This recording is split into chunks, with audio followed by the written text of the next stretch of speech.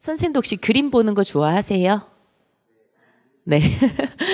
저는 그림을 보게 된 계기가 있었는데 어릴 때 저희 아버지께서 이렇게 그 제약회사 관련 이제 제약업 약업 쪽에 계셔가지고 그 달력을 제약회사 달력을 매년 이제 1년에 한 번씩 가지고 와서 걸잖아요. 달력을 거는데 되게 유명한 좀 그 외국계 그 제약회사였어요. 이제 어릴 때도 기억나는 게 그 회사 달력이 그 세계 명화 있잖아요. 세계 명화로 이렇게 매달 채워지는데 한 10년 가까이를 매달 그 달력을 보면 뭐 하루는 천지창조가 있고 또 한 달은 또 어떤 달은 비너스의 탄생이 있고 미켈란젤로의 그림이 있고 뭐 너무 유명한 사람 뭐 피카소의 그림이 있기도 하고 그걸 한 달 내도록 보는 거예요.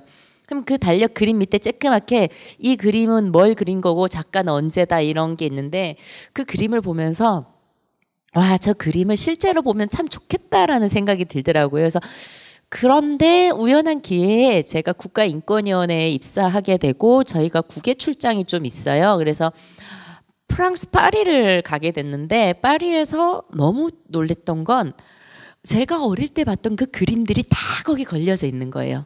루브르 미술관이라든지 뭐 오르쉐 미술관 이런데 그래서 그때부터 거의 이제 몇 번을 갔어요. 너무 좋아가지고.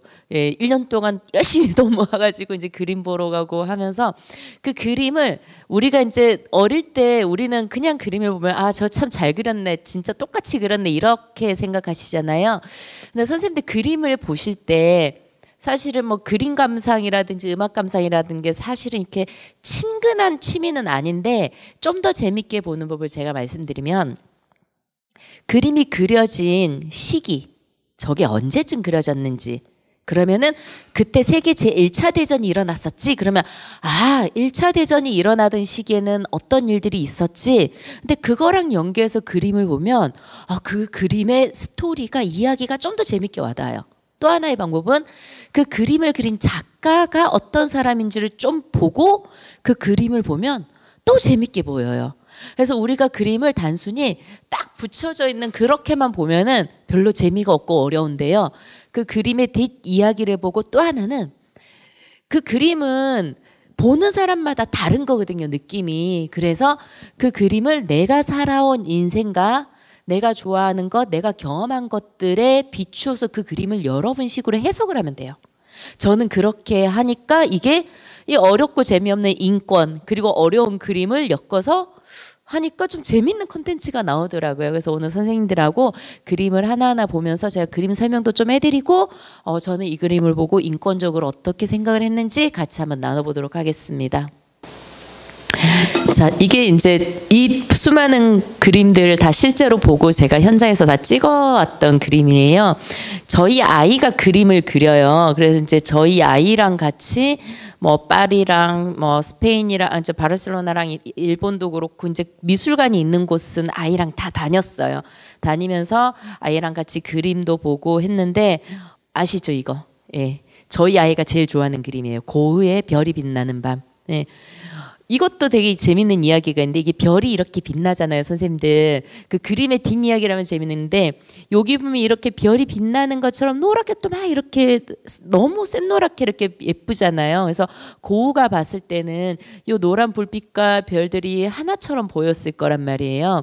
근데 고흐가 살았던 당시에는요. 우리가 알듯이 우리는 지금 가로등이 다 전기로 되어 있잖아요. 그렇죠? 전기가 아니라 가스등이었던 거예요. 예.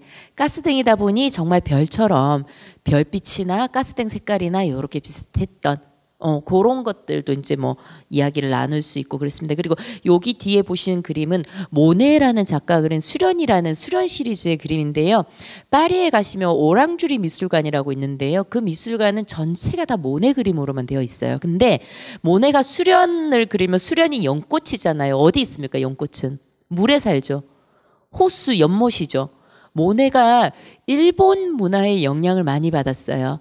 왜냐, 모네가 살았던 시기에요. 유럽의 일본 문화가 그렇게 유행을 합니다. 일본풍이.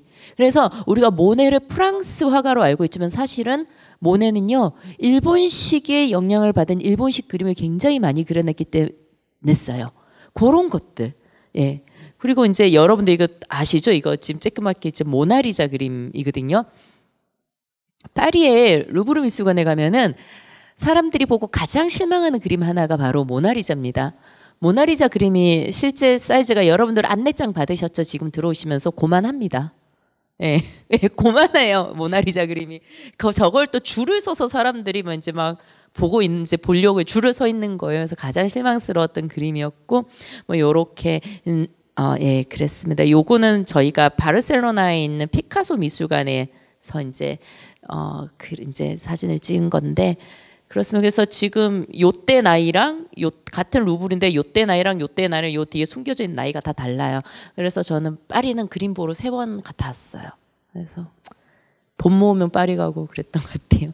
자, 그래서 이제 제가 직접 거의 제가 여러분들한테 지금부터 보여드리는 그림은 거의 다 제가 직접 봤던 그림이거든요. 그 그림 중심으로 설명해 드릴 건데요. 요거는 피에르트 롱기라는 프랑스 화가가 그린 그림이에요. 제목은 영어로 되어 있는데 우리말로 하면 실신입니다. 실신, 기절한 거예요. 기절이라는 그림인데요. 자, 선생님들 그 그림 쫙 보시면 어떤 느낌이, 이게 그냥, 이게 몇 세기에 어떤 화풍이 이런 거 다 필요 없고요. 선생님, 지금 이 여성이랑 옆에 여성이랑 차이점이 있어요. 이 여성 지금 옷을 벗고 있어요, 반쯤. 이렇게, 한마디로 이렇게 풀어헤치고 있어요. 그리고 보시면, 여기는 가난한 사람들 같아요? 아니면 좀 먹고 사는 집 같아요? 먹고 살만한 집 같죠? 예. 여기는 무도회장이에요. 예, 화려한 귀족들이 무도회를 하다가 어떤 스토리가 있냐면은 무도회를 하다가 이 여자가 지금 쓰러진 거예요. 쓰러져가지고 급하게 옆에 쉬는 방으로 데리고 와가지고 지금 여기 보시면 이 여자 보시면 모자 쓰고 있죠. 시녀예요. 예, 돌보고 있는 거예요. 왜 쓰러졌을까요? 왜 기절했을까요? 너무 열심히 놀아서? 우리도 뭐 술 먹다가 가끔씩 쓰러지기도 하고 기절하기도 하고 그러잖아요. 그죠? 예. 왜냐면 이 바로 안에 입은 이 옷 때문이에요. 코르셋. 예. 선생님들 다들 그 바람과 함께 사라지다 영화 아시죠? 예. 거기 보면 유명한 장면 나오죠. 비비 언니가 드레스를 입을 때 그 흑인 그죠? 예. 하녀가 코르셋을 뭐까지 이렇게 막 조여주잖아요. 예, 당시만 해도 지금도 마찬가지죠. 여성은 코르셋으로 몸을 이렇게 해야지 예쁘다라는 게 있죠. 자, 그러면은 남성분들은 모르실 거예요. 그렇죠? 근데 우리 코르셋을 입어본 여성들은 알 거예요. 그게 얼마나 답답하고 고통스러운지. 그런데 그 답답하고 고통스러운 코르셋을 하는 게 여성들이 너무 좋아서 했을까요? 누구한테 잘 보려고? 근데 왜 남자한테 잘 보여야 돼요? 자, 우리 여러분들 회사를 갑시다. 회사를 가면 남성분들한테 여쭤볼게요. 회사 가서 내가 누구한테 잘 보여야 돼요? 우선 사장님, 왜 잘 보여야 돼요? 높은 사람한테 잘 보여야 되는 이유는 그 사람이 권력을 갖고 있으니까. 이 세상에 존재하는 모든 사람들은요, 권력 없는 자에게 잘 보이지 않아요. 내가 저 사람한테 예쁘게 잘 보여야지 하는 것은 그 사람이 권력을 갖고 있기 때문이에요. 자, 그럼 반대로 얘기하면 여성이 저렇게 코르셋으로 옷을 꽉 깨매면서도 날씬한 허리를 가지고 싶어 하는 것은 상대적으로 남성에 비해서 권력이 없었던 시절이죠. 그렇죠? 자, 그런데 또 하나 요걸 보고 앞에 거 다시 넘어갈게요. 여기 코르셋 보이시죠? 요게 실제 여성의 일반적인 몸매거든요. 코르셋을 평생 한 유럽 여성들의 몸매 보세요. 예, 어때요? 끔찍하죠? 여기 다 내려왔어요. 대장창자가. 그래서 일찍 죽었대요. 죽기만 하면 다행인데 이렇게 죽으면 좀 그래도 좀 살다 죽는데 너무 꽉 매니까 어떻게 하면 코르셋이 다 쇠를 나중에는 쇠로 막 만드는 거예요. 그 쇠에 찔려서 죽고요. 너무 쫙 매다가 그래서 너무 매다 보니까 여기 갈비뼈가 부러져서 내장을 찔러서 죽기도 하고 그랬대요. 실제 참 어이없는 이유로 죽죠. 예, 이랬던 거예요. 자, 그림을 하나 더 보고 가겠습니다. 자, 요거는 폴 들라루슈가 그린 그림이고요. 요거는 르네상스 이후에 그려진 그림이다 보니까 굉장히 사실적이죠. 보면은 여기 이제 옷 같은 것도 그렇고 음영이라든지 굉장히 사실적이고 좀 아름답죠. 그런데 이 주인공은 실제 인물입니다. 실화의 인물이에요. 여러분들 우리나라에서 드라마 사극으로 옛날 이야기 끄집어내서 사극 만들면 제일 인기 많은 주제가 뭔지 아세요? 치정이죠, 치정. 그 치정 중에서도 제일 1등 주인공이 장희빈, 인연하고 숙종 그렇잖아요, 그렇죠? 자, 근데 이게 영국 그림이거든요. 영국의 건데 영국 역사에서 약간 우리 숙종, 장희빈, 인연하우 스토리처럼 사극 만들면은 시청률 1등인 그 왕이 있어요. 누구냐면은 헨리 8세입니다. 헨리 8세가 왜 유명하냐면요.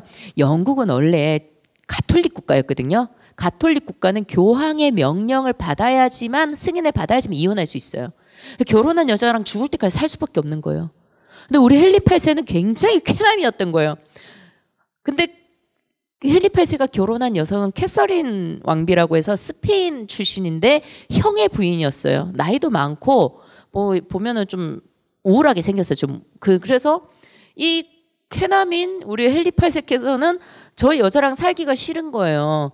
딸밖에 못 낳아요. 그것도 와이프가 딸 하나 있는데 막 살기 싫은데 이혼하고 싶어 죽겠는데 교황이 허락을 안 해주네. 어떡합니까? 우리 헨리 8세가 그러면 나 가톨릭 안 믿어. 야, 우리 가톨릭 안 믿으면 어떡해? 그럼 너 어떡할 거야? 그러면은 우리는 우리 따로 우리 종교할게. 그래서 영국은 가톨릭을 안 믿고 지금 뭘 믿는지 아세요?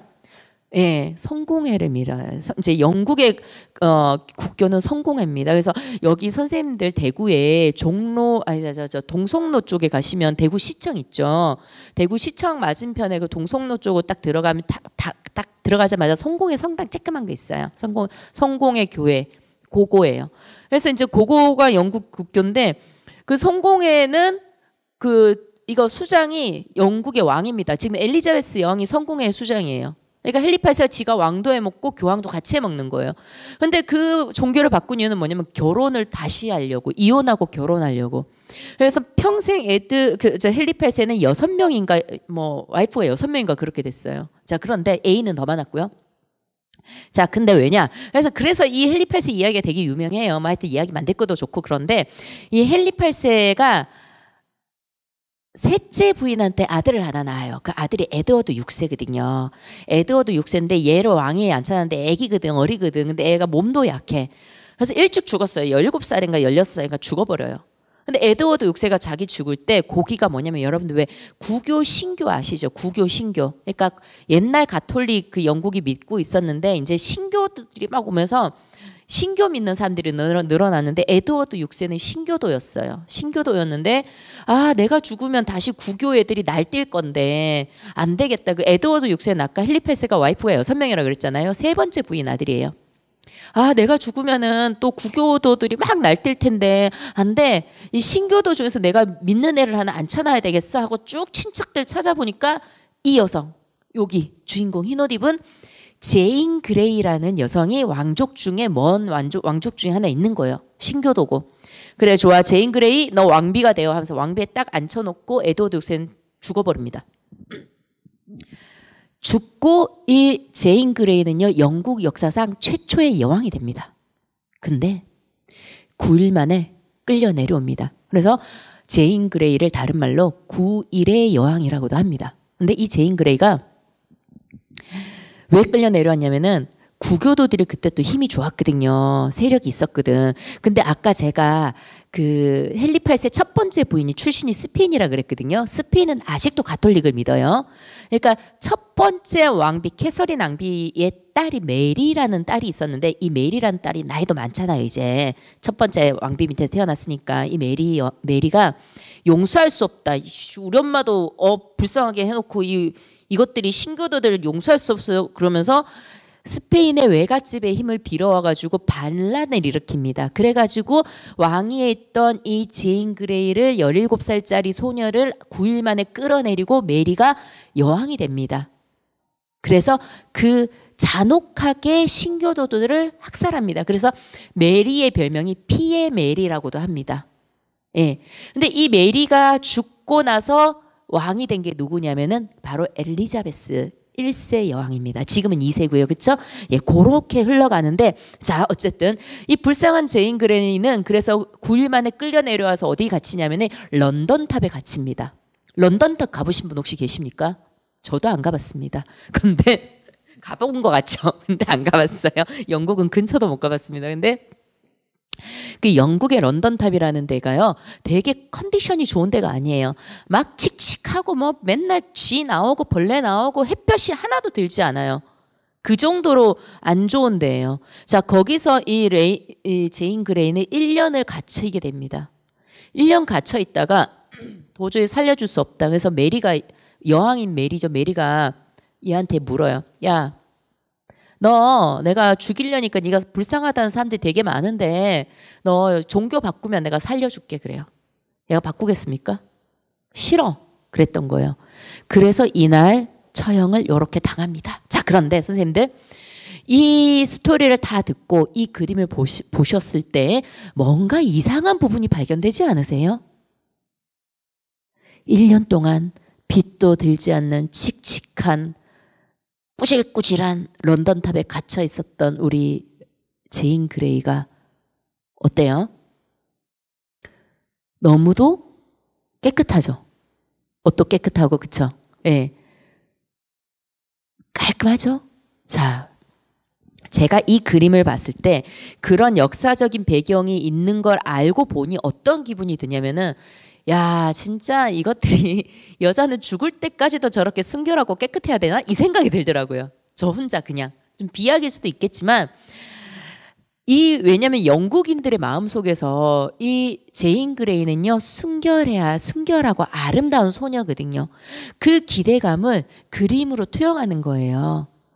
그러니까 사실적으로 그려내지 않는 거죠. 이런 그림은 뒤에도 또 하나 있습니다. 그러니까 우리 역사가 여성을 바라보는 관점이 여성은 어떠해야 한다는 것을 그림으로서도 다 반영을 하는 건데요. 제가 그랬죠. 이렇게 여성이 보여져야 하는 것은 권력 때문이라는 말씀을 드렸는데요. 이거 아세요, 혹시? 이게 뭔지 아세요?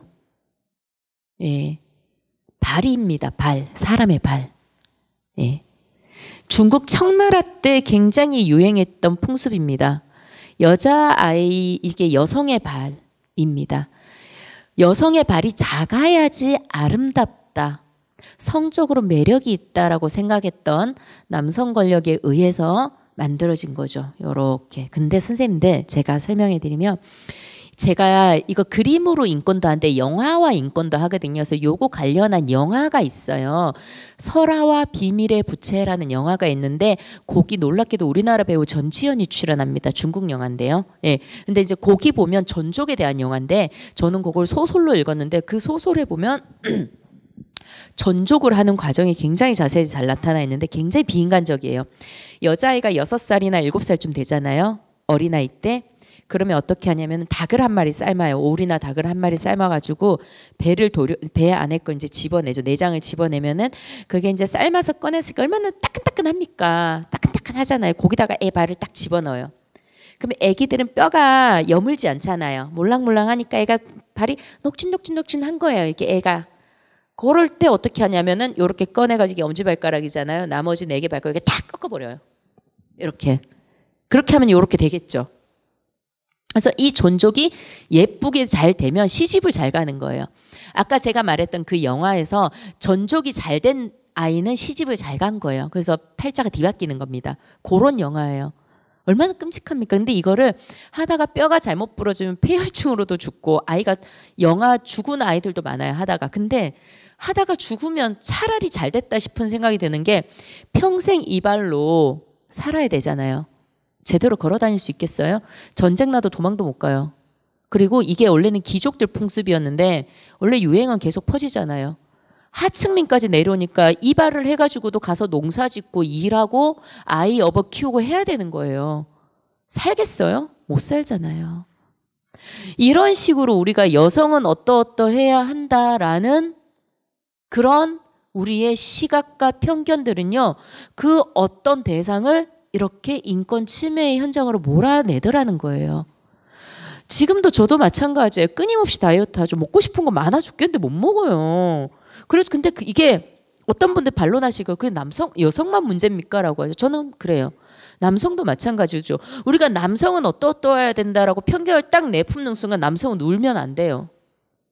단적인 예로요. 사회에서 조사를 했는데 왕따 경험이 있는 아이들한테 물어봤는데 너 왕따 당했을 때 기분이 어땠어? 라고 딱 물어볼 때 100명 중에 남자애들 100명 중에 괜찮았어요. 뭐 그런 것 같고 그래요. 라고 하는 애들이 30% 정도 된답니다. 100명 중에 30명 정도.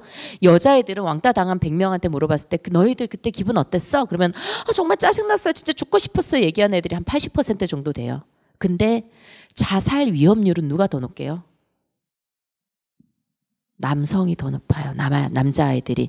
억눌러야 되니까 야 남자 새끼가 이런 거 있죠. 그런 것 때문에. 그래서 우리가 남자는 어때야 돼? 여자는 어때야 돼? 라고 편견을 가지는 순간 그 대상은요. 인권 침해의 상황으로 몰려나갈 수밖에 없다라는 거예요. 그래서 우리가 야 여자는 어때야 돼? 남자는 어때야 돼? 이런 말 이제 안 했으면 좋겠습니다. 자 이번에는 네덜란드 그림을 한번 넘어가 보겠습니다. 여기는 네덜란드 화가가 그린 그림이고요.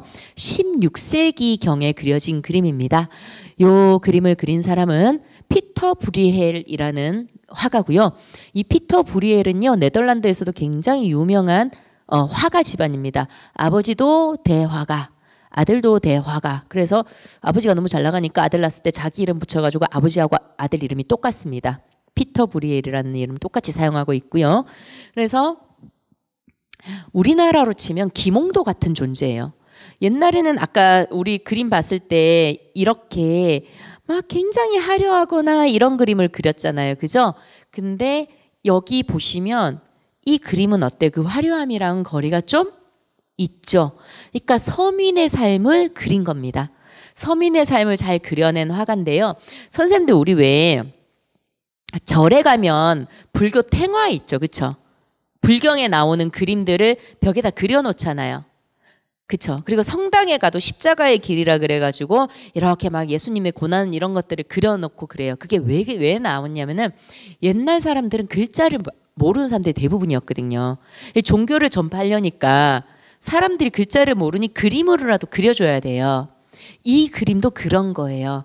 사실 저는 이 그림 보고 이게 뭔 그림인가 싶었거든요. 근데 제목이 이렇게 되어 있는데 소경이 소경을 인도하다라는 그림입니다. 근데 이 소경이 소경을 인도하다라는 이 구문이 문구가 어디 있냐면 성경에 있어요. 성경 구문에 요런 게 있어요. 그러면서 왜 성경에 그런 구문이 있냐면은 성경에 소경이 소경을 인도하면 모두가 어리석은 자가 어리석은 자를 인도하는 것과 같다. 즉 망한다라는 거예요. 그 내용을 피터 브리엘이 그린 겁니다. 성경의 내용을 이렇게 옛날에 많이 그렸어요. 글자 모르는 사람들 보여주려고. 근데 보시면 여기서 아이쿵 이렇게 막 지금 다 지팡이 잡고 있죠. 이렇게 다 소경이에요. 장님들 이렇게 가다가 이렇게 에쿵 하면서 이렇게 넘어지는. 자 그런데 선생님들 장애와 관련해서는요. 이제 사용하지 않아야 되는 단어들이 있어요. 장애우, 소경, 벙어리, 장님, 언청이 이런 단어들 사용하시면 안 돼요. 자 왜냐? 이 성경이 만들어진 거는 2000년도 더 전이었죠. 2000년 전에도 소경이 소경을 인도하는 것은 이렇게 망한다라고 이야기한다는 거는 장애인에 대한 인식이 좋았다는 겁니까? 안 좋았다는 겁니까? 2000년 전에도 장애인에 대한 인식은 안 좋았다는 거예요. 자, 이것을 그렸던 16세기, 한 500년 전이죠? 500년 전에도 그러면은 장애인에 대한 인식이 좋았겠다, 나빴겠다? 별로였겠다. 지금도 그렇죠. 장애인은 불쌍하다 이러고 있어요. 그렇죠?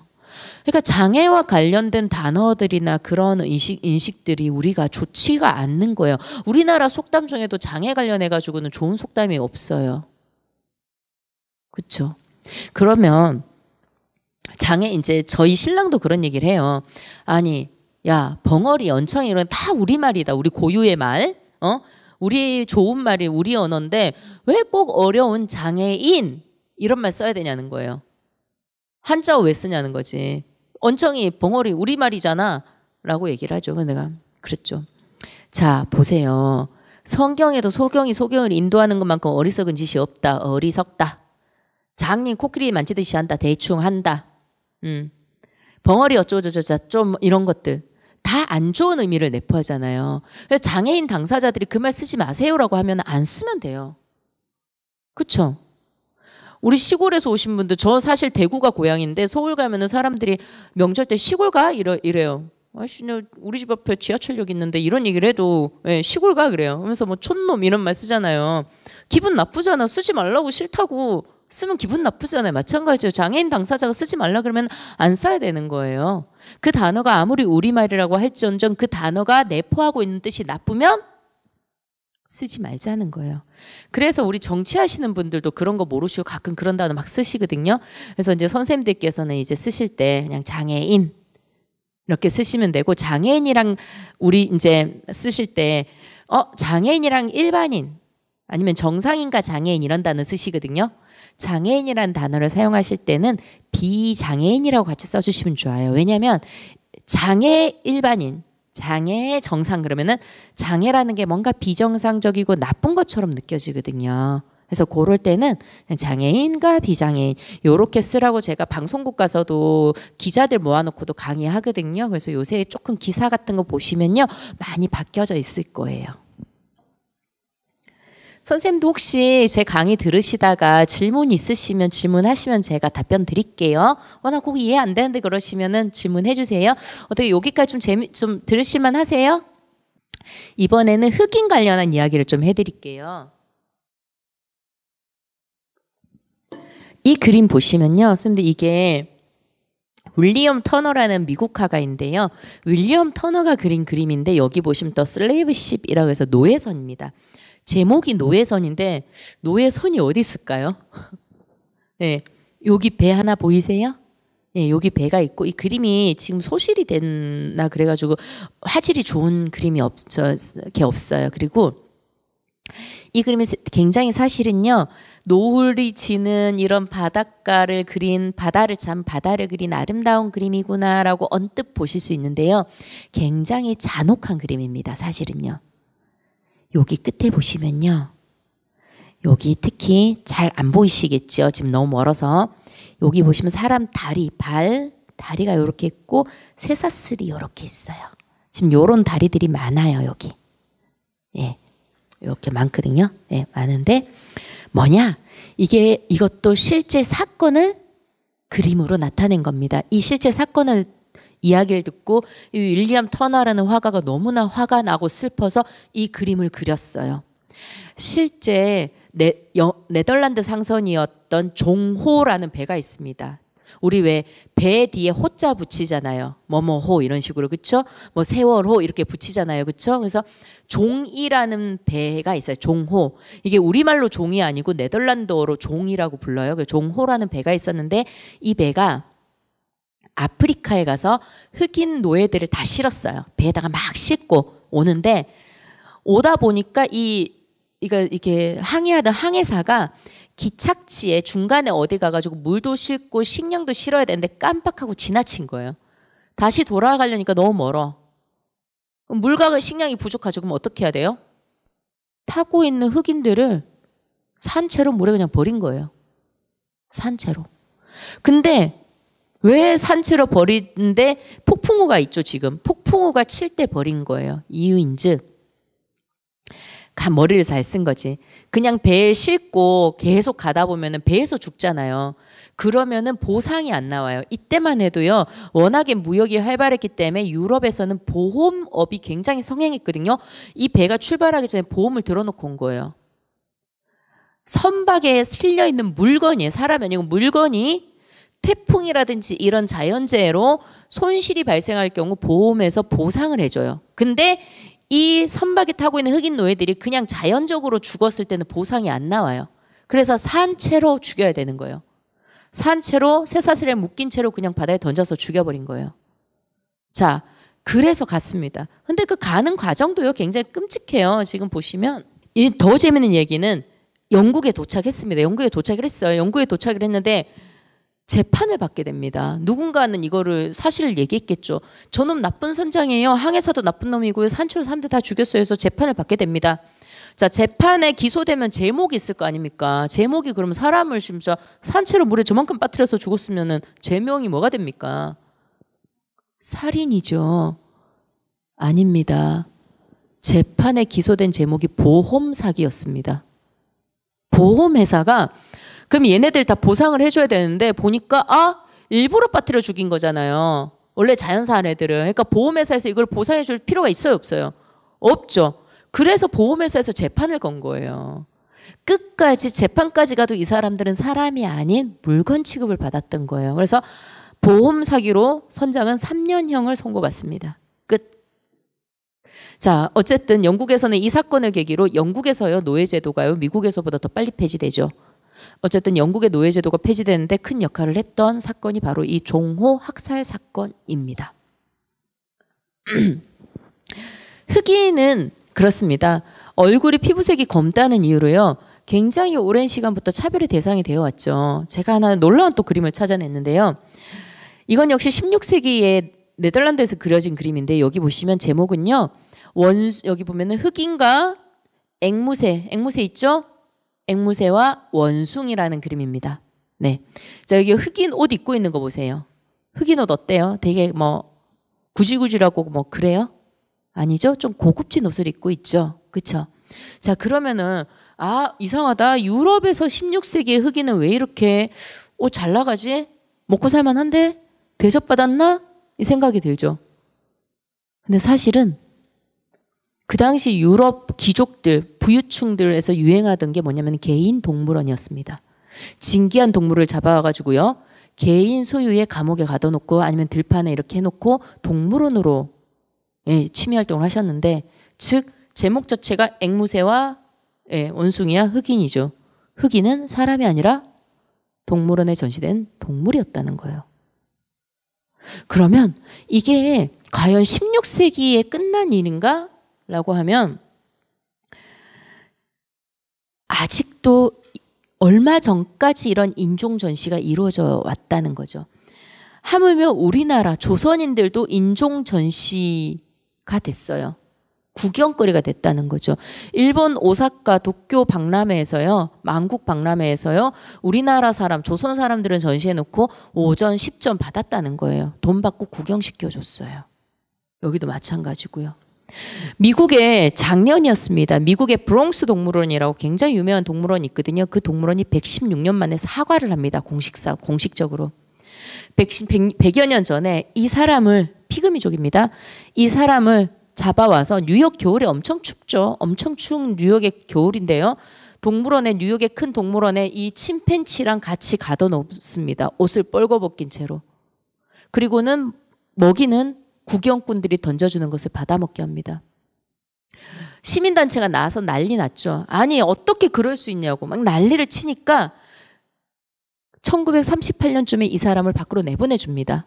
내보내줬는데 이 사람은요 사실 아프리카에서는 정말 온전한 가장이었고 그 사회에서 활동을 하던 사람이었어요. 1900년대 초니까.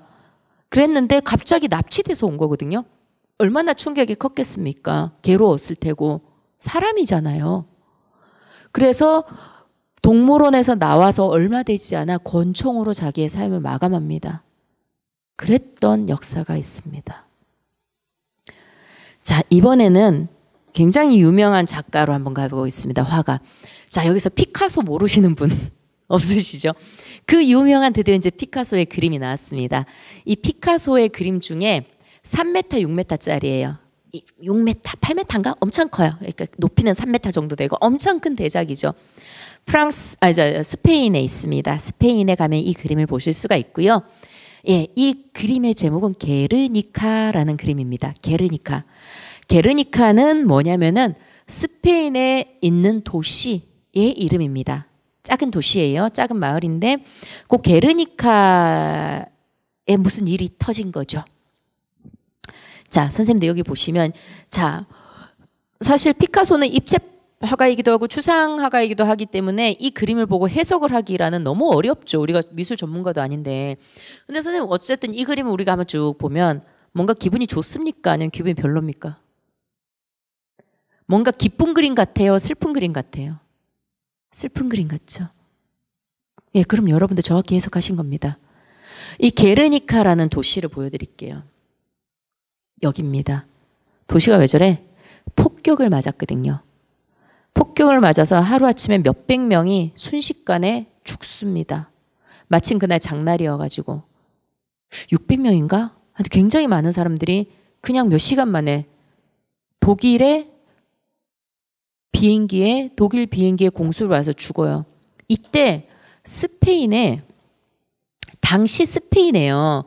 지도자가 누구였냐면 군부 쿠데타를 통해서 집권한 독재자인 프랑코였습니다. 프랑코는요, 어마무시한 독재자였죠. 비밀 경찰 해가지고 사람들 가두고 고문하고 뭐 우리로 좀 민주화 운동하는 놈들 잡아다 가두고 뭐 괴롭히고 뭐 고문하고 뭐 그런 사람이에요. 죽이고 그런 사람이었는데 이 프랑코가 1차 대전 때 독일에 부탁을 하나 받아요. 우리 이거 하나 뭐 공습 이런 거 한번 연습해야 되는데 니네 좀 폭격 좀 도와줘. 그러면 그래 우리 좀 말 안 듣는 동네 하나 있어서 게르니카라고. 거기 그냥 쓸어버려. 자기 민족이잖아요. 자기 국가잖아요. 그런데 야 거기다 해. 해서 공습 비행기가 와가지고 초토화를 내버려서 자기 국민을 그냥 총알바지로 내준 거죠. 그랬던 프랑코입니다. 그 이야기 들은 피카소가 너무나 분노합니다. 어떻게 우리 국민들에게 우리 민족에게 지도자라는 놈이 그럴 수 있어? 그러면서 세계 박람회가 열릴 때 그 게르니카 이 그림을 완전 대작으로 그려 쫙 전시해서 프랑코의 만행을 다 알려버립니다. 너무 화가 났던 거죠. 그때부터 피카소는요. 그때부터는 아니지만 그때도 그렇지만 피카소는 자기가 그런 제국주의 거대 국가의 그런 학살이라든지 그런 만행을 용서할 수가 없었던 거예요. 근데 저는 요거는 약간 여담인데 이게 저 스페인이 되게 재밌는 게요. 스페인에 보면 법이 하나 있어요. 망각법이라고 사면법이라고도 부르는데요. 스페인은 그 역사가 프랑코의 그 독재 시기가 너무 부끄러운 거예요. 자기 역사에서 스페인 사람들은. 그래서 얘네들은 얼마나 대단한 나라입니까? 무적 함대를 가지고 있었고 전 세계로 호령했던 나라인데 그런 프랑코라는 군부 독재자가 있었던 게 너무 부끄러우니까 어쩌면 그 당시에 있었던 모든 사건들을 입에도 꺼내지 말아라고 법을 만듭니다. 즉 그 당시 비밀 경찰들 있죠. 막 사람들 고문했고 이런 사람들을 다 용서해 줍니다. 죄를 묻지 않는 법을 만들어 버려요. 국민들은 당황스럽죠. 우리 엄마, 우리 아버지 고문당해서 죽었는데 왜 저거 처벌 안 해? 이렇게 된 거예요. 근데 스페인이 진짜 그렇게 했어요. 그래서 여러분들 재밌는 얘기는 스페인 국가 있죠. 나중에 축구 경기 할 때 축구 월드컵 이런 거 하면 들어갈 때 왜 그 국가 나오잖아요. 우리도 왜 애국가 부르잖아요. 이렇게 뭐 동해물가 이렇게 부르잖아요. 근데 스페인 축구 경기 할 때 보시면 스페인 애들은요. 국가에 가사가 없어요. 음만 있어요. 이런 식으로. 원래 가사가 있었는데 가사가 없어졌어요. 왜냐면 그 가사를 프랑코가 만들었거든. 그 정도로 얘네들은 사면법에서 프랑코의 모든 것을 다 지운 거예요. 근데 모든 과거에 있었던 일들은 기억하고 다시 끄집어내서 계속 건드려줘야지 다시 안 일어나거든요. 사람들이 인식을 하기 때문에. 그 까먹으면은 또 스페인에서 그런 독재자가 나타나서 사람들이 기억을 못하니까 이렇게 가거든요. 그래서 독일은 끝까지 계속 사과하고 독일이 유대인들 찾아가서 하는 게 다시는 우리 후손들은 절대로 그런 범죄를 저지르지 않기를 기억하기 위해서거든요. 자, 그 기억하고 비슷한 얘기를 또 하나 더 해드릴게요. 자, 이 그림도 누가 그린 거냐면 여러분들 피카소 다 안다 그랬죠? 그 유명한 세계적인 화가 피카소가 그렸는데 이 피카소가 그린 그림의 제목이 한국에서의 학살입니다. 그 유명한 피카소가 한국을 가지고 그림을 그렸는데 우리가 왜 여기 이 그림 아는 분 계세요 지금? 근데 우리는 이 그림을 왜 모르고 살았을까? 그 유명한 세계적인 화가가 그려줬는데 한국을 그려줬는데 왜 모르고 살았을까? 실제 사건이거든요. 자, 제목은요. 한국에서의 학살이고요. 황해도 양민 학살 사건이 실제로 있었습니다. 즉 6.25 당시에 미군이 황해도에 있는 양민들 학살하는 사건이 있었습니다. 우리나라 입장에서는 이 그림이 너무너무 불편하죠. 미국은 우리의 적입니까? 우방입니까? 우방인 미국이 죄도 없는 양민을 학살했으니까요. 근데 그 유명한 세상의 피카소가 이거를 그림을 떡 그렸네? 우리나라 사람 빼고는 이거 다 알아요. 미군 군대가 한국에 들어서 양민들 죽였다는 거 우리 빼고는 다 아는 거예요. 우리는 저도 미술 시간에 배워본 적도 없고 들어본 적도 없고 미술에 관심 있는 사람이지만 몰랐던 거예요. 다행히 올 봄에 이 그림이 한국으로 처음 들어왔습니다. 들어와서 예술의 전당에서 지금까지 전시가 되고 있습니다. 예. 자, 여기서는 이쪽에 있는 사람들이 미국 제국주의를 의미하고요. 여기 있는 한국 양민들이죠. 여성과 아이들. 피카소가 그래서 이 그림을 그리게 됩니다. 물론 그렇죠. 우리도 친구도 그렇고 부모도 그렇고 자식도 그렇고 좋을 때도 있지만 싫을 때도 있잖아요. 마음에 드는 것도 있지 마음에 안 드는 것도 있잖아요. 아무리 미국이 우리의 우방이고 저도 미국 좋아합니다. 미국이 얼마나 우리에게 많은 도움을 줬습니까? 그지요? 그렇지만 잘못한 건 잘못했다고 얘기를 해야지 다시는 이런 일들이 일어나지 않고 우리도 경계를 할 수 있잖아요. 무조건 감추고 기억해서 잊으라고 한다고 하면 이런 인권 유린의 역사는 또 한 번 반복될 수 있다 하는 이야기를 드립니다. 요거는 우리나라 작가가 만든 조각입니다. 유용호라는 작가가 조각한 그리팅맨이라는 건데요. 요게 어디 있는 걸 제가 찍어왔냐면은 요거는 우루과이라는 나라에 있어요. 우루과이라는 나라가 어디 있냐면요. 우리 지구본에서 지구가 동그랗잖아요. 거기서 대한민국에다가 젓가락을 탁 꽂으면은 지구의 중심을 쫙 지나가 가지고 반대편으로 나오겠죠. 그 나오는 대척점이라고 합니다. 거기가 바로 우루과이예요. 거기에 제가 9년 전에 출장을 갔는데 여기 있는 거예요. 여기 그날 제막식이었어요. 그래서 유용호 작가님을 현지에서 만나게 됩니다. 어머 이렇게 근데 선생님들 이거 사실요 오며 가며 많이 어디서 보실 수 있어요. 대한민국에 예 많아요. 또 있어요? 아 그렇죠. 예 맞아요. 어머. 맞아요, 선생님. 예, 맞아요. 그리고 이 분이 또 요 비슷한 거 많이 만들었는데, 이렇게 미러맨이라 그래가지고, 저 손가락에 파란색 사람들 해가지고, 상암 MBC에서, 그래서 MBC 뉴스 보면 앞에 사람 동상 이렇게 나서 한 파란 애들 있거든요. 걔도 이 유용호 작가 그림이에요. 어쨌든. 제가 9년 전에 우루과이 출장하는데, 우루과이는 참 가기도 힘들어요. 제가 그때 비행기를 40시간 가까이 탔거든요. 우선 한국에서 시카고까지 10 몇 시간의 비행기를 타고 가요. 거기서 또 비행기 좀 있다가 비행기를 또 갈아타고 한 6시간쯤 가면 마이애미가 나옵니다. 마이애미에서 또 좀 이렇게 있다가 또 갈아타고 한 또 10 몇 시간 가면은 이제 남미죠. 남미에, 북미 아니고 남미의 우루과이라는 나라에 도착을 합니다. 그래서 거기 갔는데 얘가 있었는데 어쨌든 이렇구나 이런 게 있구나라고 그러고는 말았는데 그날 제가 일주일 정도 출장 볼일 보고 이제 한국으로 돌아오던 날 거기 우루과이에서 권총 강도를 당해요. 제가 이렇게 해가지고 이렇게 해서 다 뺏긴 거예요. 여권도 뺏기고 비자도 뺏기고 오만 것들 다 뺏기니까 한국에 올 수가 없는 거예요. 왜냐하면 미국에 뉴욕으로 와야 되는데 비자가 없으니까 뉴욕을 못 오니까 그러니까 대사관에서 보호를 받았어요. 그러니까 대사관 보호를 받으면서 그 옆에 레디슨 호텔이라고 되게 좋은 호텔이 있거든요. 그래서 이제 있는 거예요. 이렇게 숨이 있는데 대사관에서 뭐 하냐면 무비자로 갈 수 있는 나라 비행편을 하루 종일 알아보시는 거예요. 대사관에서는. 이제 나는 이제 아침에 밥 먹고 대사관 출근했다가 퇴근하고 이제 6시 되면 이제 다시 그 호텔에 있으니까 얼마나 심심합니까? 그냥 무서워서 밖에도 못 나가고. 그래서 이제 호텔에 있으면서 책을 봤죠. 호텔에 왜 관광 안내 책자 같은 거 이만한 게 있거든요. 쭉 봤는데 전 그날 처음 알았습니다. 그걸 보고. 우루과이는요, 남미잖아요. 남미는 원래 누가 선주민입니까? 인디언들. 피부색 아시겠죠? 예? 근데 그리고 흑인 노예들도 얼마나 많이 왔습니까? 그쵸? 근데 그 북미로가 남미는 흑인 별로 없어요, 사실. 나 인디언들인데, 그러면 남미의 대표적인 나라인 우루과이. 여러분들 우루과이 라운드로 더 많이 알고 계시죠? 그쵸? 이 우루과이 되게 재밌는 나라에 월드컵이 1회 개최집니다. 근데 이 우루과이라는 나라에 백인의 비율이 몇 퍼센트, 인구 중에 백인의 비율이 몇 퍼센트 정도 되는지 한번. 저도 놀랐습니다. 우리가 어쨌든 남미 국가는 브라질, 아르헨티나, 칠레, 우루과이 이런 데 있잖아요. 그쵸? 백인의 비율이, 이러고 있는데 그 책에 백인의 비율이 98.9%예요. 백인이 너무 많죠? 어머, 백인이 왜 이렇게 많아? 의아했죠. 그 뒤에 넘어가면은 역사 파트 있습니다. 역사 파트를 읽었더니 의문이 풀렸어요. 우루과이 지형이 다 평지입니다. 그래서 우루과이 수도 이름이 뭐냐면은 수도명이, 우리는 수도가 서울이잖아요. 우루과이는 몬테비데오입니다. 몬테비데오가 뭐냐면 몬테가 산이거든요. 비데오가 보인다예요.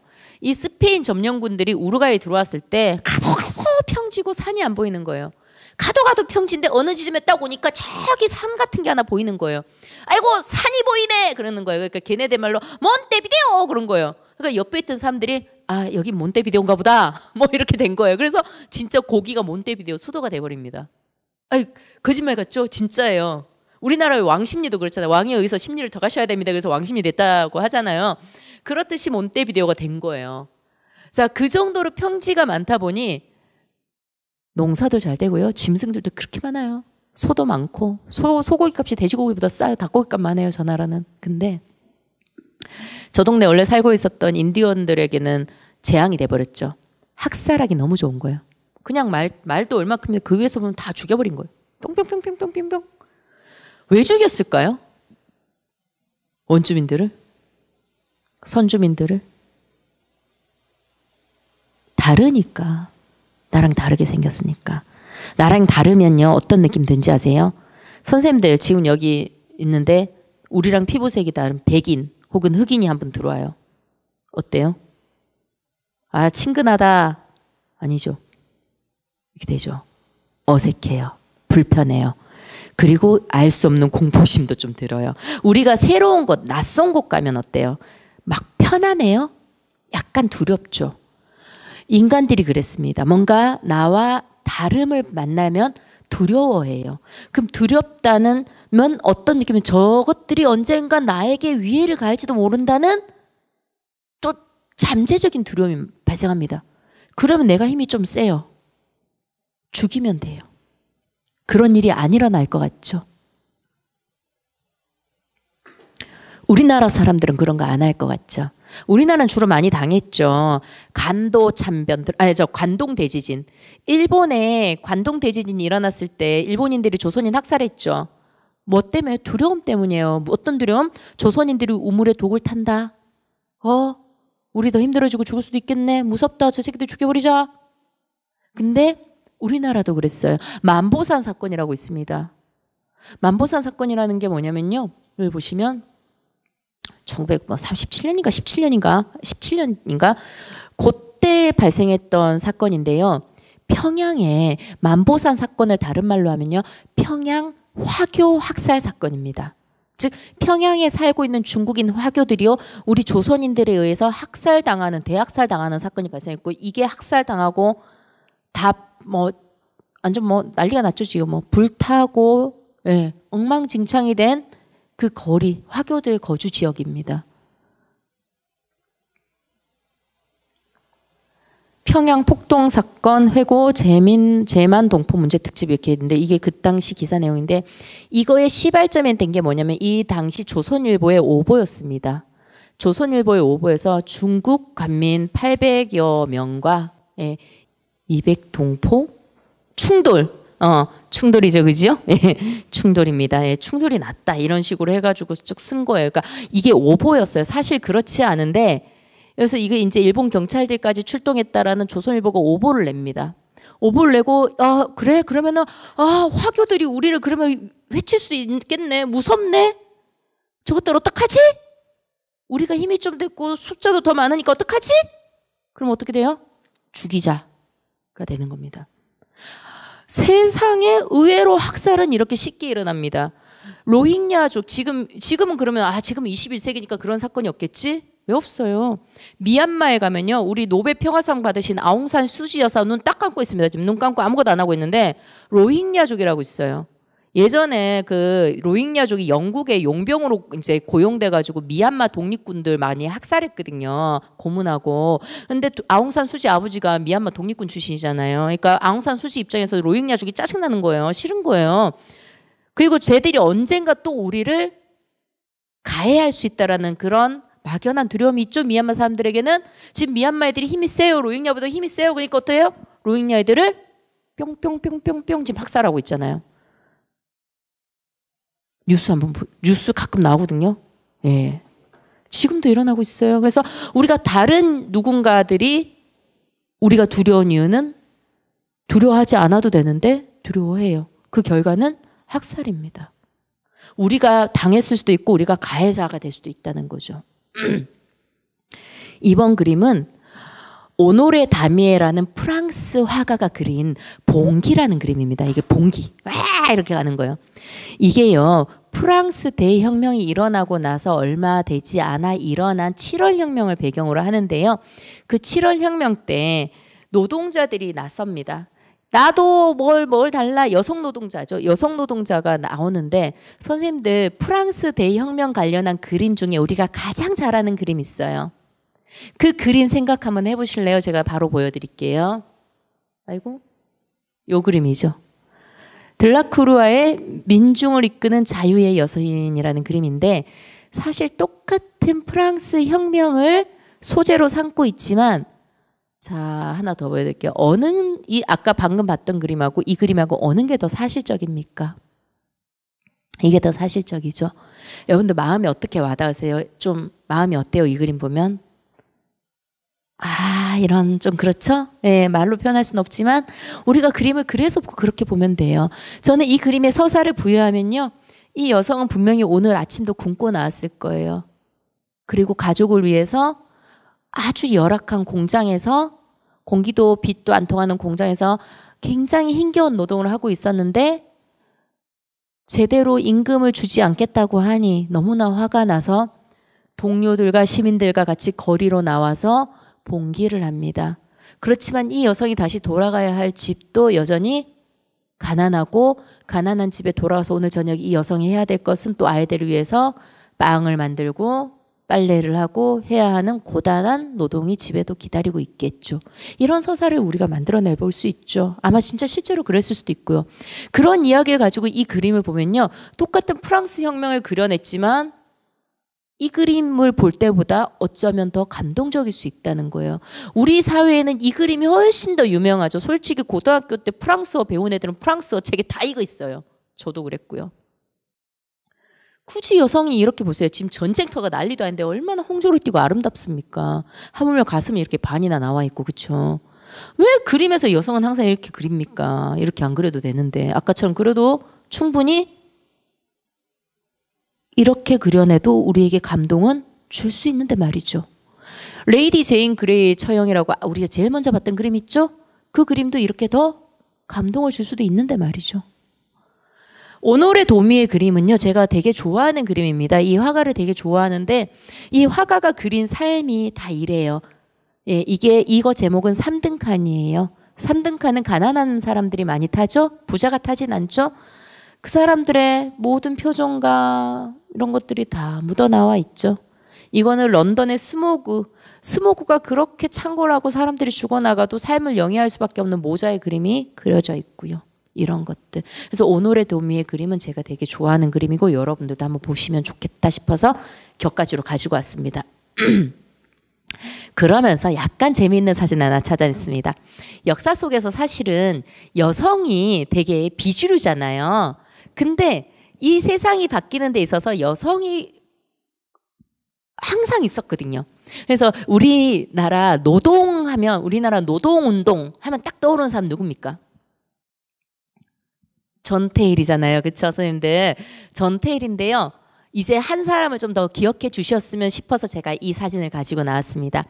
여기 있는 사람의 이름은 여성, 여기 옥상에 여기 여성 하나 앉아 있죠? 이 여성의 이름은 강주룡입니다. 강주룡입니다. 평양 사는 여성 강주룡입니다. 이 강주룡이라는 여성은요. 여기 을밀대입니다. 평양에 있는 을밀대 여기 꼭대기에 올라가서 이렇게 쪼그리고 앉아 있는 거예요. 요 이야기가 뭐냐면 평양 고무공장의 노동자입니다. 이 강주룡이라는 여성은요. 굉장히 가난한 집에서 나고 자라서 가난한 집에 시집을 가서 일을 할 수밖에 없었어요. 평양 고무공장에서 일을 하고 있는데 임금을 삭감한다 그러네? 그러니까 강주룡이 화가 납니다. 그래서 동료들을 대신해가지고 나갑니다. 야, 내가 나갈게 하면서 우리나라 최초의 여성 고공농성자입니다. 예, 우리나라 최초의 고공농성자입니다.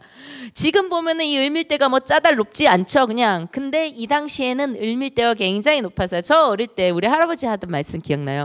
중학교를 처음 갔는데 2층 사대부중. 세상에 그 사대부중이 2층인데 2층에서 내다보니까 사람들이 전부 다 개미처럼 보이더래요. 그 당시에 높은 건물이 없으니까 그렇잖아요. 근데 이 을밀대가 얼마나 높았겠어요. 얼마나 무서웠겠어요. 근데 강중은 올라간 거여서 그럽니다. 나 끌어내리기만 해봐. 밑에 여기 일본 경찰들 있어요. 이렇게 경찰들. 나 끌어내리기만 해봐. 내가 여기서 확 죽어붙으면 죽어붙지 내가 안 내려가. 임금 삭감 철회 안 하면 나 여기서 죽어버릴 거야. 뭐 이렇게 된 거예요. 그래서 임금 삭감은 철회됐습니다. 그런데 우리 불쌍한 강주령 여사는요. 무사히 내려오셨으나 얼마 되지 않아 빈민굴에서 아사로 발견됩니다. 굶어 죽었죠. 그래서 거기다가 역사에서도 잊혀지고 전태일에 가려지고 그래서 여러분들이 이 강주룡이라는 평양의 여성 노동자, 우리나라 최초의 여성 고공 노동자를 기억해 주셨으면 하는 마음에 하나 띄워드렸습니다. 여기는 배경이 영국입니다. 영국 사람이 그렸습니다. 포드 매독스 브라운이라는 사람이 그렸던 영국에서의 마지막 날입니다. 즉 이 사람들은 여기 보시면 되게 유명한 영국의 관광 명소가 되는데 이 절벽입니다. 여기서 이제 출발해서 떠나오는 거죠. 진짜 아슬아슬한 배입니다. 아슬아슬한 배에 막 지금 신혼부부 같아요. 그렇죠? 여기 보면 두 손을 꼭 부여잡고 있죠. 굉장히 위험해 보이는 배인데 그렇죠? 근데 선생님도 여기 보시면 또 손 하나 보이세요? 요 손 안에 또 작은 조그만 손이 하나 있어요. 누굴까요? 애기겠죠. 예, 젊은 부부가 애기까지 함께 이고지고 이 거센 짐바 여기 바람 불어서 이거 날리는 거 보이시죠? 이거 망망대해로 나옵니다. 왜? 먹고 살 길이 없어서. 난민이라는 표현을 씁니다. 우리나라도 난민이 있었을까요? 없었을까요? 우리나라 역사에 난민 없었을 것 같죠? 피난민 들어보셨어요? 우리나라가 난민 1호입니다. 국제 인정 난민 1호.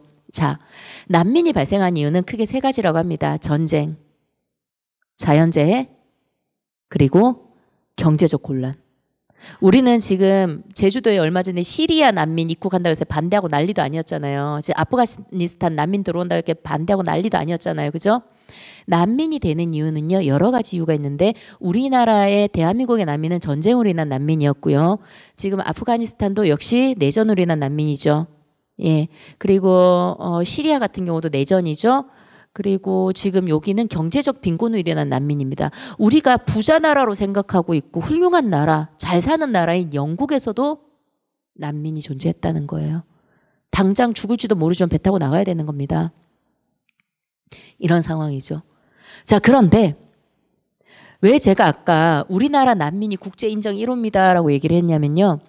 유엔 난민기구라는 게 있습니다. 유엔에서 운영하는 기구죠. 유엔 난민기구가 만들어지게 된 이유가 바로 한국전쟁 때문이었습니다. 유엔 난민기구에서요. 처음으로 공식적으로 난민 지원을 한 게 바로 대한민국입니다. 그 당시 전쟁으로 고아가 된 대한민국 소년 난민들이 어디로 입양까지 갔냐면 우리가 제주도에 들어오지 말라고 우리는 너네를 도저히 받아줄 수 없다고 했던 시리아로 입양 간 사람들도 꽤 있었습니다. 자, 저는 그렇게 생각합니다. 난민은요, 언제 어떻게 발생할지 모릅니다. 우리나라도 난민이 될 수가 있고요. 난민이 되었던 경험도 있고요. 시리아는 그 당시 되게 잘 살았어요. 지금 가난해졌죠. 모르는 거예요. 이제는 제가 뭐 때문에 싫어가 아니라 그래서 우리는 못 받겠어가 아니라 인도적인 관점에서 어느 정도는 아예 너무 문화가 다르니까 사실은 힘든 것도 있거든요. 근데 어느 정도는 우리가 한 번쯤은 더 생각해 봐야 되지 않을까. 역시 성경에 나오는 이야기를 가지고 만든 그림입니다. 15세기 그림입니다. 선생님도 이 그림 보시면요. 앞에서 이 그림 보셨을 때 있잖아요. 이 그림 느낌은 보면 되게 얼굴도 뽀샤시하고 선이나 이런 게 색감도 그렇고 좀 약간 좀 세련됐다는 느낌 드시죠? 근데 요 그림 보면 좀 칙칙하고 사람도 좀 비현실적이고 그렇잖아요. 이게 시대별로 그 차이가 있는데 요게 15세기 그림이 그 1423년이잖아요. 16, 17, 18세기에 르네상스가 시작됩니다. 즉 인간의 아름다움을 최대한 발현하자라는 풍조가 일어나요. 17세기에 이제 주로 르네상스가 발생하면서 아까 같은 그림들, 아까 우리 레이디 제인 그레이 처형 봤잖아요. 막 선 다 살아있고 막 아름답잖아요. 여성들이. 그렇죠. 비너스의 탄생 이런 거예요. 막 비너스 막 육감적이고. 그게 르네상스 시대 그림인데 중세까지만 해도 인간은 하찮은 존재. 중세까지면 누가 1등입니까? 신입니다. 신이 이거여야 되기 때문에 신을 제외한 모든 인간들을 이렇게 다 허접하게 그렸어요. 그림에서. 그것만 알아도 시대 구분이 가능해요. 인간이 되게 병약하고 허접하고 이렇게 그려져 있으면 아 이것은 르네상스 이전에 즉 15를 기점으로 생각 15 전이구나 생각하시면 편해요. 예. 하여튼 그런데 여기 이게 뭐냐면 성경에 나오는 구절을 또 그림으로 나타낸 건데요. 이게 이집트로부터의 탈출입니다. 이집트로의 탈출인데 성경에 그런 거 있잖아요. 헤롯 왕이 예언을 받죠. 지금 이 동네에서 태어나는 애가 왕이 될 거야. 헤롯 왕이 어쩌면 다 죽여라. 그렇죠. 그래가지고 예수가 아기 때 태어나자마자 어떠면 임신한 마리아가 애를 품고 이렇게 막 도망가죠. 다른 나라로 이집트로 도망가죠. 가서 숨어 있죠. 애가 클 때까지. 맞죠? 그러면은 뭡니까? 난민이죠. 박해를 피해서 다른 나라로 간 사람은 뭐라고 부릅니까? 난민. 예수님도 난민이었죠. 그렇게 따지면. 요게요. 1800년대에 그려진 1800년대 덴마크의 안데르센이란 동화 작가 아시죠? 예, 안데르센이 만든 동화 미운 오리 새끼 있고 뭐 또 성냥팔이 소녀 있죠. 성냥팔이 소녀 그 동화 그냥 제가 간단하게 스토리 이야기 주면 막 애가 요 성냥팔이 소녀가 성냥공장에 쫓겨나요. 근데 집에 들어가면 아버지가 술 먹고 맨날 때리니까 집에도 못 들어가. 그러니까 눈이 온 날 연말이었어요. 12월 31일 날 막 돌아다니는 거예요. 막 이제 성냥 팔라고 이제 막 성냥 사세요 돌아다니는데 안 팔리죠. 성냥이 3개 남았어요. 그래서 너무 추워서 얘가 쓰러지면서 추워 그러면 성냥 하나를 딱 켰더니 이제 환영이 보이는 거예요. 따뜻한 벽난로가 보이고 또 2개 켰더니 뭐 음식이 보이고 3번째 성냥 마지막 성냥 켰더니 돌아가신 할머니가 천사가 돼서 나타나서 품으로 꼭 안아준 거예요. 그 맛있는 음식과 벽난로 할머니. 그래서 이렇게 행복하게 이렇게 얘가 잠이 들었는데 그 다음날 동화는 비극으로 끝나죠. 그 다음날 사람들은 길바닥에서 새해를 맞이한 첫날 얼어 죽어 있는 소녀를 발견하죠. 이게 동화의 스토리예요. 자, 근데 이게 동화가 아니고 실제였다는 거죠. 실화였다는 거죠. 백린이라는 화학물질이 있습니다. 백린. 예전에 성냥을 만들던 화학물질입니다. 지금은 그게 유독 성분이 너무 강해가지고 전 세계 사용 금지됐는데 그럼에도 불구하고 전 세계에서 그 백린을 쓰는 나라가 딱 한 군데 있습니다. 지금도. 이스라엘. 어디다 쓰냐? 팔레스타인 공격할 때.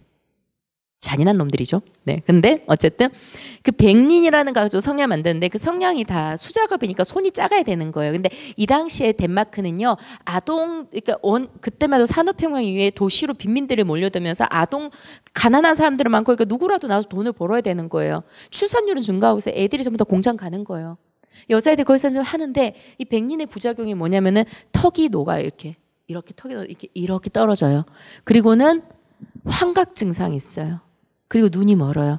그러니까 일하다가 애가 병들면 납중도 비싸요. 그래도 하면 이렇게 쫓아내는 거예요. 공장에서. 그럼 돈을 줘요? 안 주죠. 성냥 한 줌 주고 쫓아내는 거예요. 가서 팔아서 쓰라고. 그래서 그 성냥 한 줌 들고 나와가지고 애들 갈 데 없어서 다 죽는 거예요. 그 당시에는. 그랬던 시절이었어요. 그러니까 그 동화 자체가 실화를 바탕으로 하는 거죠. 환각이니까 환상이 보이는 거예요. 성냥 클 때마다. 자, 그런 슬픈 이야기를 갖고 있는 게 바로 이건데, 제가 왜 이 얘기를 하냐면, 그러면은 아동 노동이라는 게, 우리 아동들의 인권이라는 게 지금은 뭐 별반 나아졌나? 우리나라 청소년들 알바에서요, 떼이는 돈, 노동교육, 너가 어떠한 노동의 권리가 있어, 이런 거 한 번이라도 배우는 것 같아요. 한 개도 안 배워요. 학교 다닐 때도. 우리 학교 다닐 때 혹시 계약서 쓰는 법 배워보신 분 있으세요? 아니면 월급 명세서 보는 법이라도 배워보신 분? 아무도 없죠. 우리나라 교육은 되게 신기한 게 전부 다 여기 졸업하면 전부 사장님 되는 줄 알아요. 다 여기 노동자로 살 건데 노동 안 해서 돈 버는 사람 건물주밖에 없죠. 근데 우리는 노동교육 한 개도 안 시켜주잖아요. 성냥 한 움큼 주고 쫓아내도 아 그런가 보다 하고 우린 나가서 하는 거랑 뭐가 다릅니까? 마지막으로 이제 로트렉이라는 화가가 있습니다. 로트렉이라는 화가가 있는데 프랑스 사람이에요. 프랑스 사람인데 귀족 집안에서 태어났어요. 돈도 좀 있어요. 근데 문제는 제가 이런 단어 쓰지 말라고 했는데 이해를 돕기 위해서 해놨습니다. 곱추라고 들어보셨죠? 척추장애를 가지고 있습니다.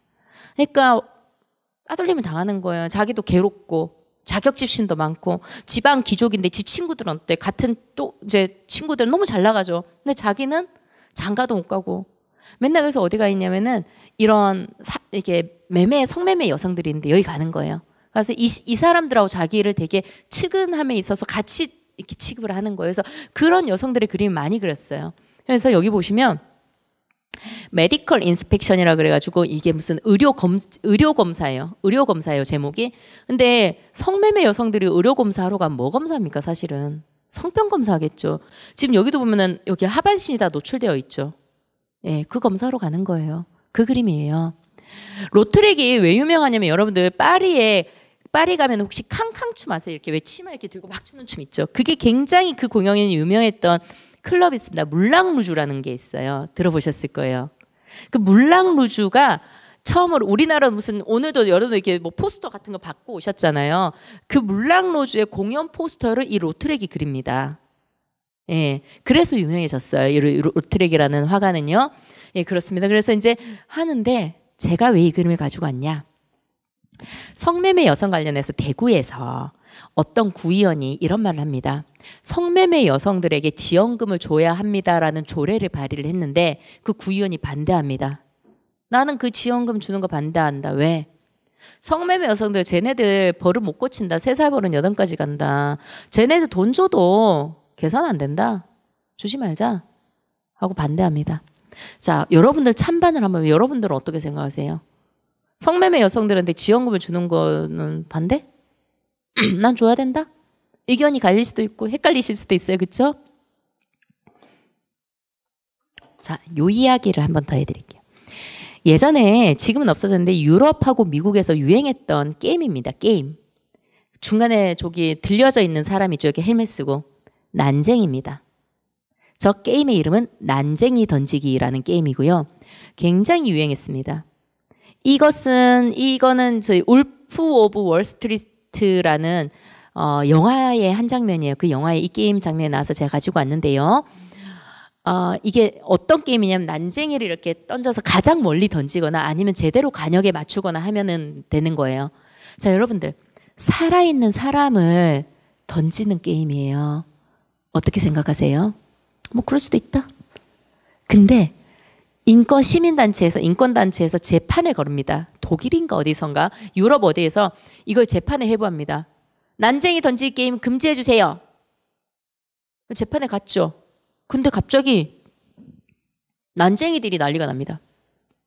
안 돼. 우리는 반대한다. 내가 난쟁인데 이거 내가 선택한 거야. 내가 자기 스스로 내 자기 결정권을 행사한 거야. 내가 스스로 결정했어. 그리고 나는 이거 직업 선택의 자유가 있잖아. 내가 선택한 직업이야. 그리고 우리 이거 하나 못 먹고 살아. 생존권과도 연결이 돼 있어요. 그렇죠? 자, 재판에 붙어요. 말은 다 맞잖아요. 누가 이겼게요? 난쟁이가 이겼을 것 같죠? 졌어요. 네. 왜 졌는지 설명해 드릴게요. 이게 생존, 자기 선택, 자기 결정권, 뭐 직업 선택권 다 좋아. 그런데 이런 것을 그런 이유로 인정해주면 앞으로 인간의 존엄성이 훼손이 되는 어떠한 사안도 우리는 인정해 줄 수밖에 없어. 어떤 이유로. 예를 들면 인간복제 같은 것들 있잖아요. 그런 것도 여러 논리를 뒷받침하면 인정해 줄 수밖에 없잖아. 안 돼. 최고는 인간이 존엄하다는 거야 라고 재판부가 딱 내려옵니다. 그러니까 난쟁이들이 화가 나는 거예요. 그럼 우린 뭐 먹고 살아 라고 되겠죠. 재판부가 얘기하면 맞다. 난쟁이도 먹고 살아야 된다. 왜? 그것은 국가가 잘못했다. 우리나라 헌법 10조에 되어 있습니다. 국민의 가장 기본적인 인권을 보장하는 데는 누구다? 국가다라고 우리나라 헌법 10조에 있어요. 이 인권을 보장하는 이제 인간이 가진 권리를 보장하는 주체 누군 국가거든요. 우리나라 헌법에도 있고요. 그래서 우리 인권 침해당하면 국가인권위원회 가는 거예요. 국가는 난쟁이들이 존엄함을 훼손하지 않고도 생존할 수 있게끔 그거는 해줘야 되는데 그것이 바로 국가의 역할이다. 그래서 우리 국가가 잘못했다. 그래서 난쟁이들을 위한 프로그램을 만듭니다. 자, 우리 성매매 여성 얘기 앞에 제가 잠깐 하다가 중단했죠? 그럼 우리가 어떻게 판단해야 될지 생각이 드시겠죠? 저는 그렇습니다. 지금 이렇게 뭐 강의는 이제 그림은 다 보셨어요. 다 그림은 다 보셨는데 인권이라는 것을 강의할 때 가장 이야기를 드리는 건 왜 인권이 왜 지켜져야 돼? 뭐 학교에서 뭐 선생님 뭐 애들 좀 때려가지고 뭐 공부시킬 수도 있지. 뭐 머리 좀 빡빡 깎을 수도 있지. 경찰이 그 고문할 것을 수사할 수도 있지. 라고 했을 때 존엄함이 훼손된다는 것이 바로 인간의 권리가 침해된다는 거랑 똑같은 말입니다. 여러분들 남성분들은 군대, 여성분들은 집에서 혹은 여러분들 모두 다 학교에서 맞고 뭘 멸시당하고 했을 때 기분이 좋으셨던 분 계세요? 아무도 없었을 거예요. 왜? 나의 존엄함이 훼손당했기 때문이죠. 그렇습니다. 인권이라는 것은 결국에는 그 가진 한 사람 한 사람의 존엄함이 훼손되지 않는 것이 바로 인권이고, 저는 하는 일이 인권이다 보니 그림을 보고 거기에 대해서 느끼면서 오늘 선생님들과 같이 얘기를 나누었지만 여러분도 다른 것을 보셨을 때도 인권에 대해서 한 번쯤 생각해 보셨으면 좋고, 영화를 보셨을 때도 오늘 제가 강의한 것처럼 그렇게 한번 생각해 보시면 좋지 않을까 하는 마음에서 1시간 반 정도 같이 했습니다. 너무 감사합니다. 마무리하겠습니다.